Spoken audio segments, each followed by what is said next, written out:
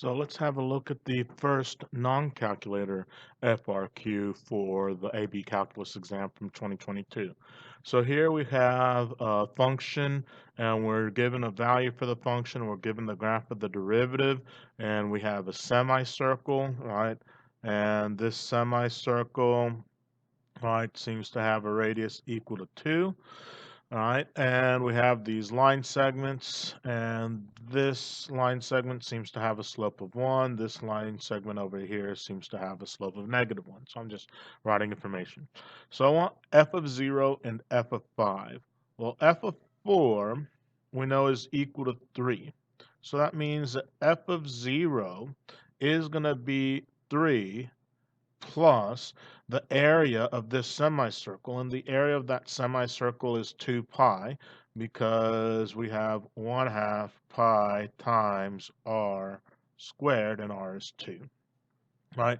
So it's going to be 3 plus 2 pi for f of 0, and f of 5 is going to be 3 plus, all right, this little area right here, right? And that little area right there is a triangle of width 1 and height 1, so that's going to be 3 plus 1/2. So we have f of 0 and we have f of 5. Then we want the x-coordinates of all points of inflection on the graph of f, right? All points of inflection, right? So if f prime has a max or a min, then f has a point of inflection, right? So the only maximum minimum that we have, right, on the interval from 0 to 7, the only maximums and minimums that we have is going to be at x equals 2, right? Because here we have a minimum, and at x equals 6, right? So we'll have at x equals 2, minimum, right? The slope of f prime changes, and at x equals 6, the slope of f prime changes sign, right? From a positive slope to a negative slope up here, from a negative slope to a positive slope down there. So we have our reasoning, and usually it's best to do the reasoning first, and then we have our solution. Okay, then let g be the function defined by g of x equals f of x minus x. On what intervals is g decreasing, and show the analysis. So this might take a little bit more work to show. So if g of x is equal to f of x minus x, then g prime of x is going to be f prime of x minus 1, right? And we want to know decreasing. So if g prime of x is less than 0, then g is decreasing.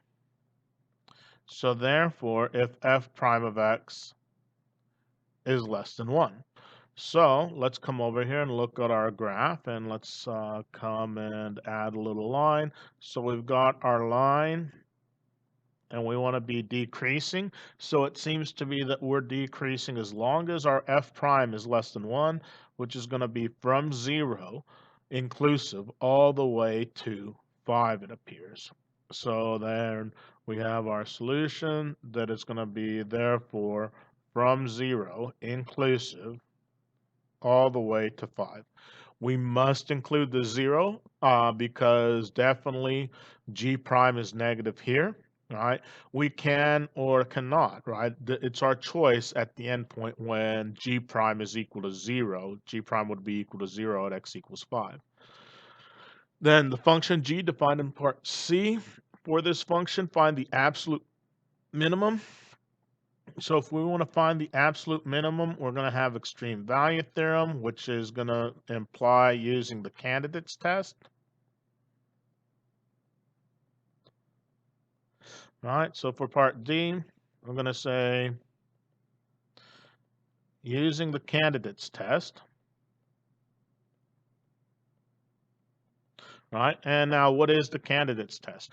We want to figure out what is g of 0. We want to figure out what is anywhere where g has a critical point, and G will have a critical point if G prime changes sign. All right, so if we look at G prime is negative, but G prime changes sign at 5. So we want G of 5. All right, so we're going to say consider endpoints and critical points. Okay, so G of 5 we're going to need, and we're also going to need G of 7. Okay, well, G of 0 we figured out earlier. No, we didn't. G of 0 we did not figure out earlier. We figured out F of 0. So, but G of 0 is F of 0 minus what? G of 0 is F of 0 minus 0, which is then that 2 pi plus 3. G of 5 is F of 5 minus 5, right? F of x minus x. And so we found that to be 3.5. So that's going to be 3.5 minus 5, which happens to be negative 3 halves, right? And G of 7 is going to be F of 7 minus 7. Right?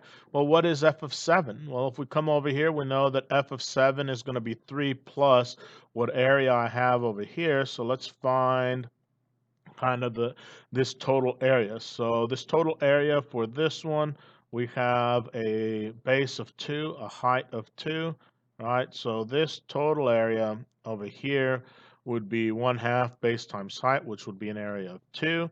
And then this area up here is 1/2. That area there is 1. So that seems to be 3.5.